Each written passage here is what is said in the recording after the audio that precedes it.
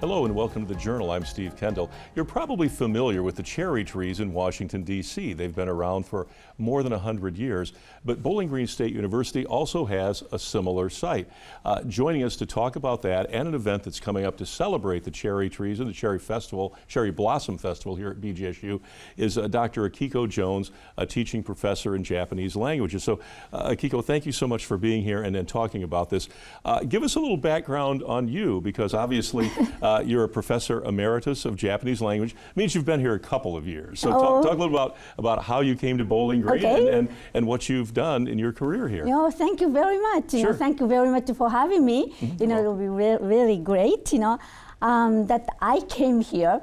1983, I started to teach, 1983, so more than 40 years ago, and I love it. I really, enjoying and teaching, Japanese program here, and it was a very small one, but now, it's kind of established, we kind of, really quite well known in Ohio, So, and I'm just very happy to be here, to be talking about our cherry, the trees, we were given by the alumni, in BG, right? Yeah, because I mentioned in the intro that, of course, obviously people are familiar with Washington, D.C. Those trees were given to the U.S. by the Japanese Empire at that point in 1912. So they've been there for a long time.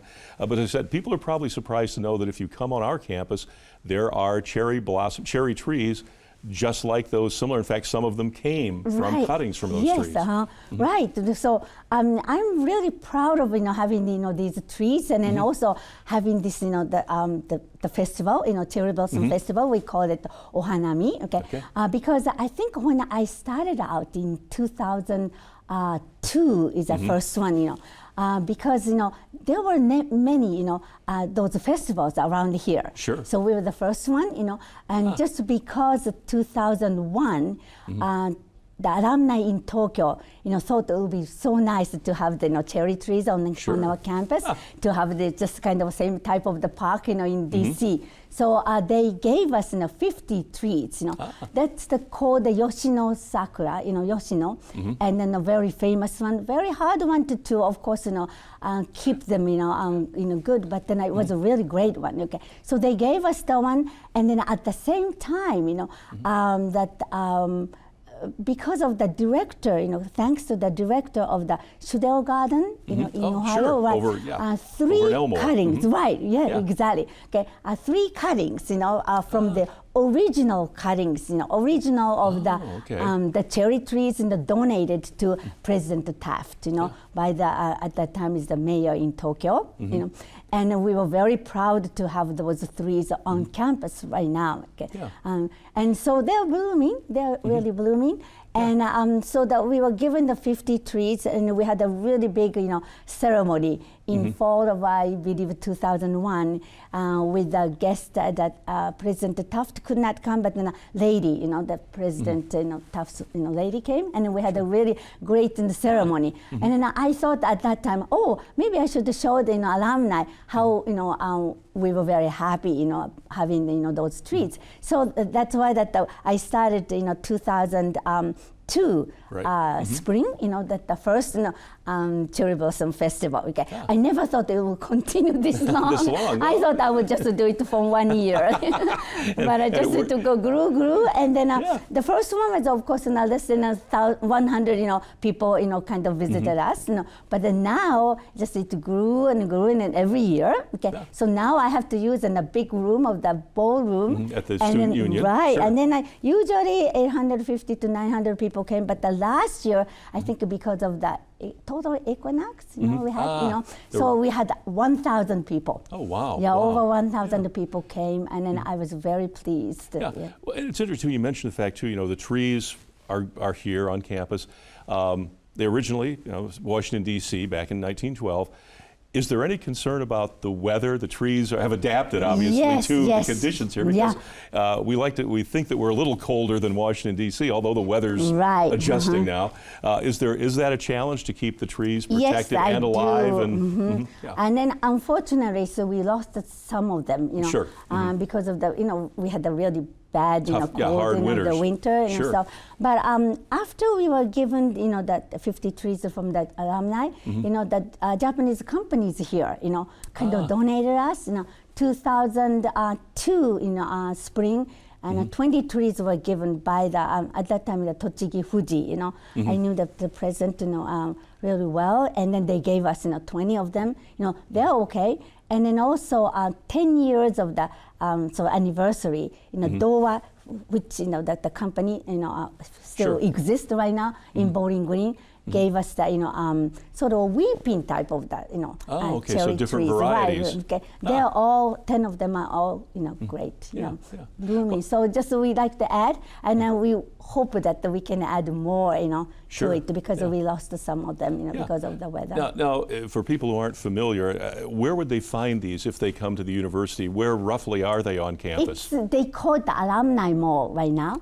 Okay. Used to be the, what do you call it, the pond, the big pond, was across from the alumni building. Okay, near the Mileti Center. Right, Gotcha. Okay. Just exactly So out there near Mercer and Worcester in that area out I'm in there. hoping they will be blooming in April, or, Yeah, well, and as I know that obviously there'll be celebrations around the country, but it's so neat to have something like that here locally. Yes. And you mentioned too the fact that a lot of people there is a very strong connection between Northwest Ohio and Japan. A lot of, as you mentioned, a lot of companies have come here, that sort of thing. So that's a great link and a great kind of partnership that takes place in a lot of different ways. Yes. Actually, that I would like to, when we started out, is just to show the Japanese culture, to the community. But right now is so many people, kind of came, some not only the Ohio or Michigan, but sometimes Indiana, sure. and then sometimes Pennsylvania and then Illinois,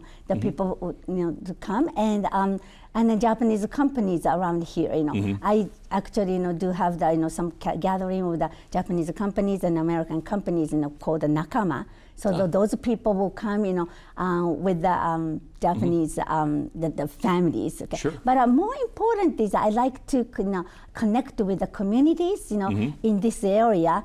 Who do not know, about the Japanese culture, So I like to expand, and then also promote the Japanese culture, and then also connection with the Ohio, and then the Japan, because Ohio and Japan's connection is really strong because of the Honda. And then there are a lot of suppliers, right? Sure. Here to the Honda, and then Toyota, now these days, and Toyota too, for the Kentucky. Yeah. Well, we're going to take a quick break here. We come back and you talk more about the culture, because obviously, for a lot of folks, our view of Japanese culture is through popular media, movies, television shows, that kind of thing. But obviously, there's a lot more to it than what we've seen on electronic media. So, back in just a moment with Dr. Jones, teaching professor emeritus in Japanese languages here at BGSU, and we're going to be talking more about the Cherry Blossom Festival, which will take place on campus here very soon. Back in just a moment. You're with us on The Journal. Our guest is Dr. Akiko Jones from the Japanese language program at BGSU. We left that last segment, Dr. Jones. We were talking about the fact that one of the things you'd like to do with the Cherry Blossom Festival, we're going to talk in detail about that event, is to make sure that people learn more about the Japanese culture, because obviously we see it through filters unless someone immerses themselves in it. It's basically through popular media, and that may or not be the most correct and best way to go about finding out about someone else's culture. So talk about the efforts you've made to introduce the Japanese culture to folks here in Ohio. Okay.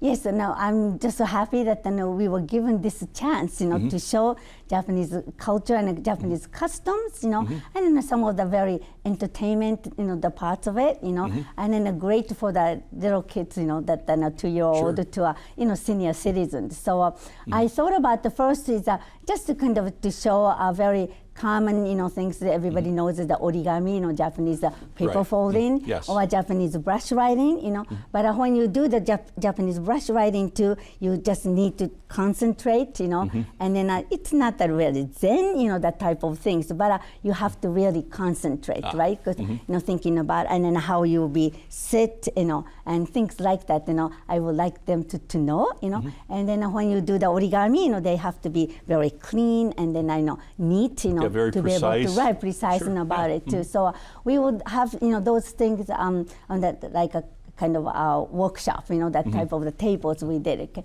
But also, we added, to Japanese traditional games. Okay. Yeah, and then also Japanese kimono, that yukata tries on, Sure. So it's very popular.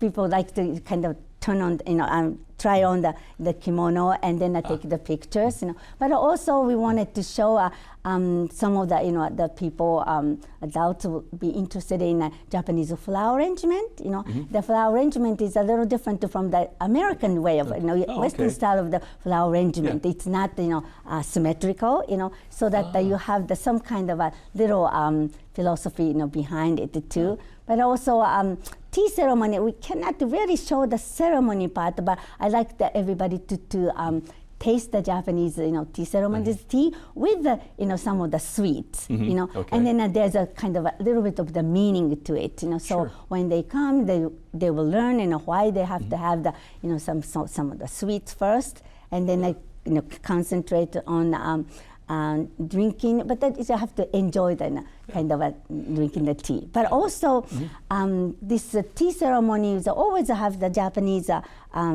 sweets. Okay. So I asked that the lady who is an expert in making the Japanese who can show you that how to make the Japanese sweets. Okay. So that is a really big shot too. Now, and how would those be? What do those consist of? How are they different than maybe the sweets or candies or things that we would look at from an American point of view?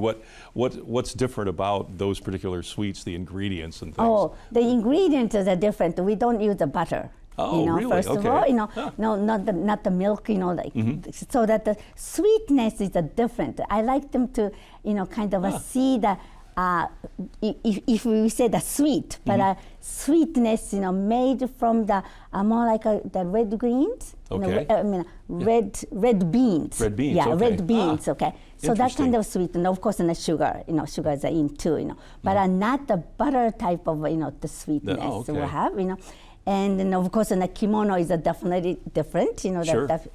So how to walk is a little bit different Yeah. too, And then the meaning of how you put the kimono there, which side is going to be above, is going to be somehow related to the funerals, So that we have to be away from the, whatever the customs we go through, the funerals, So things like that, I'd like the people to know. So that we have the sort of a workshop type of things on one side, and the other side is that we have the stage, Okay. So, a lot of people will like the martial arts, So Okay. we will have the, the karate and then the iaido, the martial arts, and then including not only the, the teachers, but also he will bring the, children, and then some of the apprentices, that so those who are taking learning it, So I think people will enjoy it too. But also the taiko, taiko Japanese drums,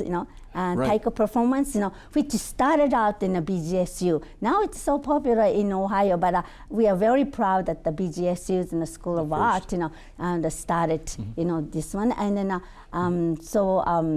they will be, coming in, to be doing it too, and including the tap dance and the Japanese singing, So the one side is a performance, one side is a really a workshop type of, hands-on type of things. Talk a little bit about the fact, you mentioned the fact too that the martial arts and all those other things. So obviously when we see martial arts presented in popular culture, there is a sort of touch point about the thought, the meaning behind why you move certain ways, why you do certain things, Yeah. and the mental part of focusing your physical through this mental thing. So talk a little about the meaning behind, say, karate and those things like that. We see the movements, but there's a lot of thought, there's a lot of process behind that that's not just physical, it's mental. It is, because mental things, and then I'm not an expert of the karate stuff. So we were hoping I would give us a demonstration today. No, just kidding, just kidding. I know that the philosophy, what kind of think about, of course, and it's a lot of things going to the Buddhism and Shintoism and those things. But I would like the people to come, and then they can ask the experts, there too. But just one of the things that we have is Bushido, the Bushi, Japanese samurai, idea about it. Even though you win, like when you do the sports, when you win, you should not be showing the gut feeling. You have to think about the other person's, feelings, so right? There's some empathy, and right? So things like that, right? So, so I would like, any questions, they can bring, and then they can ask the experts. We will be, having those, and taiko too. I think, and it's just wonderful, and then you'll be able to kind of ask the questions. That's why it's open to everybody. Sure. Okay, when we come back, we can kind of talk more about the actual event, make sure people are aware of when it is, where it is, and again, we can kind of go through all the activities. You mentioned some of them, but we'll kind of bring them up to speed and make sure they don't miss this opportunity to participate. Back in just a moment with Dr. Akiko Jones here on The Journal. Thank you for staying with us here on The Journal. Our guest is Dr. Akiko Jones, teaching professor emeritus in Japanese languages at BGSU. We talked about the event that's coming. We're going to talk about in a little more detail. But one of the big parts of this, too, is the students at the university are involved in this event, which gives them a lot of experience and outside of the classroom. This is sort of a co-curricular, extracurricular event that allows them, of course, to meet other people and involve themselves in the culture in a way that maybe they don't get simply by going through Japanese language classes. Exactly. Okay, so because that's one of my main points, having organizing this event is not just for fun things, but certainly we have to bring in some of the benefits to the students, right? Okay, so the students. So to me, that probably for educational point is a kind of a 3 points. One is the BGSU students, especially the Japanese program students, a Japanese club, members, and they work together. So they get to know each other, and then they will be able to, exchange their ideas about the Japanese culture, what they learned, So inside, it's a really nice big family members. But also they have a chance to show or tell, other community members, who do not know any kind of Japanese culture, what they have learned, right? So, it's really great. But then also that we will have the community people come, and so the non-Japanese people, they can kind of show, their, the culture. But also the Japanese people will be coming. So they have a chance to be able to talk, to speak Japanese, and then can sort of, exchange, what they have learned, and to ask. So there was a chance, there too. Okay. But also, second thing is, of course, just like we mentioned, community people who do not know anything about, cultures in Japanese, especially long time ago, when I started out, 20 years ago, hardly anybody know about, Japanese culture. Now, so many, that the medias and stuff, so they kind of would like to learn it, but also they can try it. That they can just hands-on activities and stuff, So I thought it's beneficial for the community. Too. But also that it's great, I'm hoping that it's great for BGSU, is because, it's a public university, for public good, right? Yes, okay. right, absolutely.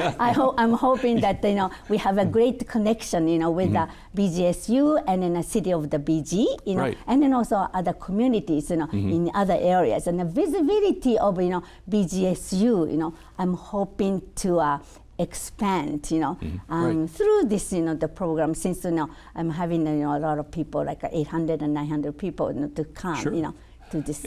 Well, and it's a good point that you make, because the more that we learn from each other and know about each other, the better we're able to live together, work together, enjoy the benefits of all of our cultures. So it's a great thing, because you talk about the partnership between the City of Bowling Green and the university, and the involvement of community members and students, and it touches all of those bases that brings people together to learn and enjoy and I guess meet other people. Right, and I think that's an incredible thing.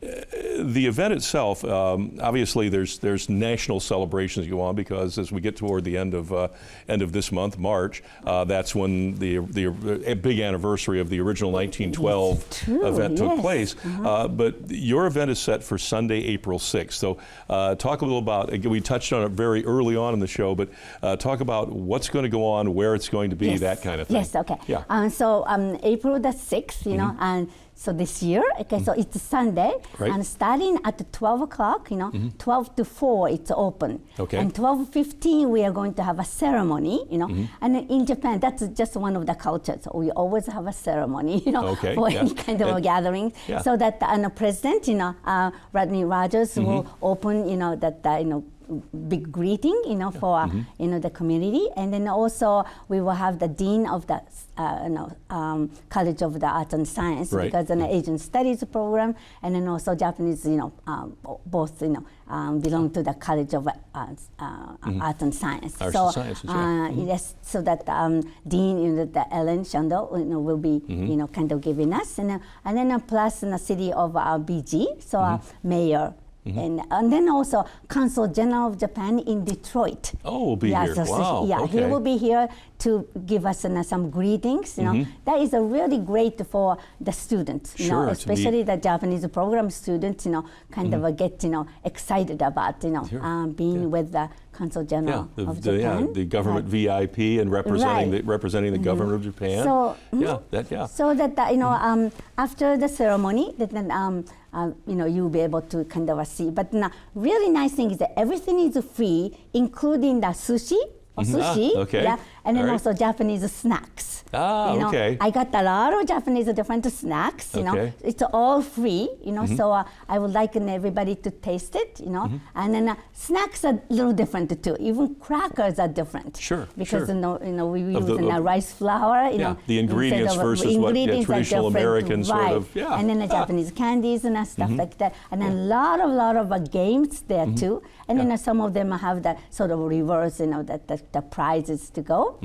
And then the little children, we have the water games. Okay, so so they can just pick up some of the little balls and then some of the little cute things for the little kids. So as long as the little children can walk, they should be able to have a great participate, fun. To find something to And the old ballroom, we know that's the biggest room. The Leonard Ballroom, the BGSU, the ballroom of the student union. Right.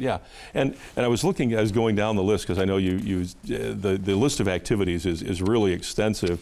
You talked about now the flower arrangement. So as you said, we're very symmetrical when we come to flower arrangements in our culture. So what is different about those, just generally speaking? So if I attend and take part in the flower arranging, what am I going to learn that's different than line everything up in a row and concentric spacing and everything's uniform? That's not the way. That's not the way it is. No, that's so that the person who is going to be showing the flower arrangement is kind of a show how to do. And then you will be step by step, and then after that we have lots of the flowers ready, so that they will be able to try it on. So that they can try. And then the difference is we are supposed to, we have to enjoy the space, between the flowers, and then it's just a little bit things, because instead of putting everything into an organized, compacted, right. So we have to kind of see that some of the spaces, should be there, and some of them are long, that some of them are just this way, like a 60 degrees, and then 30 degrees and stuff. So I would like them to try, Sure. The flower and probably there's a meaning to how you arrange them and why certain flowers or plants are put in certain places, so and to convey some sort of meaning other than just it's a very nice flower arrangement, but it symbolizes something beyond just it's very attractive. Right. So I would like them to kind of try it, and then they can ask the questions to the instructors. Well, and the way you've described it, and we're running out of time here, is that there is something there for everybody, whether you're interested in food, flowers, games, just learning culture in general. So there's something there for everybody. Exactly right. Great. That's true. Right. So some of the people might be interested in some kind of what I call sports. Definitely the karate will be there too. Right. Yeah. And then a lot of just the whole ballroom will be filled with activities. Yeah, it'll be very good. And again, noon to 4, April 6th, the Leonard Grant Ballroom at the Union. Thank you so much for coming on. Thank you very much and thank you so much for doing this for now the 24th year, as you said. Started out one time. I thought so too. When I started. I guess it speaks to how successful it's been that you're still doing it after 24 years. Just because of the students, without the students' help, certainly we could not have done this one. But I'm happy, to be able to do it. Thank you so much, Dr. Jones. Thank you very much for having us, and I'm hoping that a lot of people will be able to come, whether it rains or not. That will be inside. It'll be inside, and a lot of neat stuff going on. I can guarantee everybody can enjoy it. Great, thank you. Thank you very much. Thank you very much for having us. Thank you. And you can check us out at WBGU.org. You can watch us every Thursday night at 8 p.m. on WBGU-PBS. We'll see you again next time on The Journal. Good night and good luck.